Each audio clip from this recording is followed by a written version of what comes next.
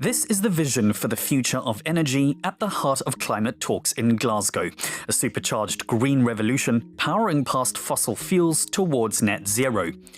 But rather than sun-powered uplands, the near future is probably going to look a lot more like this. Revved-up economies emerging from lockdowns have unleashed massive demand for energy just as supplies are falling short. Demand for electricity is increasing everywhere. We have seen gas price surge across the world. Energy-intensive industry have been forced to stop or reduce their activities due to the high energy cost.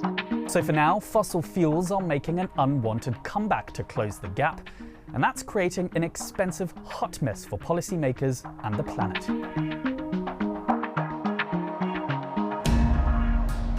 The energy crisis that we're seeing, the increase in natural gas, coal, is prompting many consumers to switch to the use of oil for power generation. Winter is coming, and for many, electricity bills are larger than they have been for a decade. We are witnessing an unsustainable economic recovery. Fossil fuels are growing very strongly. Prices are high. This year, we are seeing the second largest increase in the global emissions in the history. The global crunch has shown just how much the world still relies on fossil fuels for a stable flow of energy, and how unprepared we are to keep them in the ground. So why is it taking so long to make the switch? Over the past decade, the cost of clean alternatives like wind and solar has plummeted, and investment in clean energy has made massive leaps.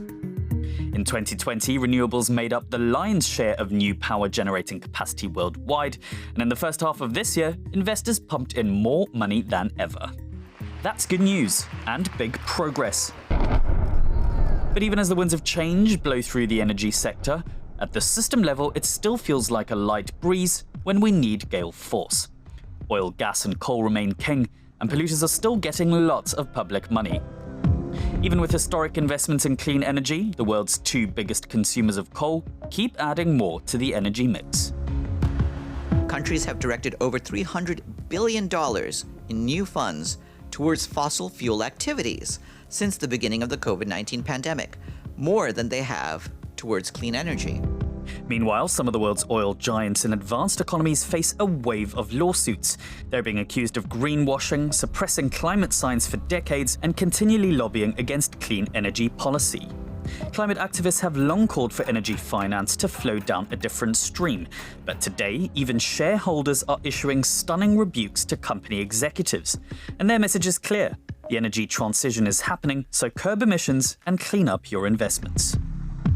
The key question with fossil fuels is that at the moment we are trying to address a lot of the problem via supply, telling banks stop financing fossil fuel projects, telling shareholders sell the shares of companies that they pollute the planet, but we have not yet addressed the demand side, and that is the difficult one. If we continue flying around on planes that they are powered by jet fuel, driving around mostly on cars powered by gasoline, if the trucks, the deliveries and all the e-commerce boom is still supported by diesel, it means that we are going to need fossil fuels. Green revolution is starting. It's going to take a long time. There's a lot of investment that is needed, and it's not completely ready to take fully over the fossil fuels. To supercharge the energy transition, the International Energy Agency says we need to be spending about $4 trillion every single year. And that should fund a historic transformation in a relatively short space of time.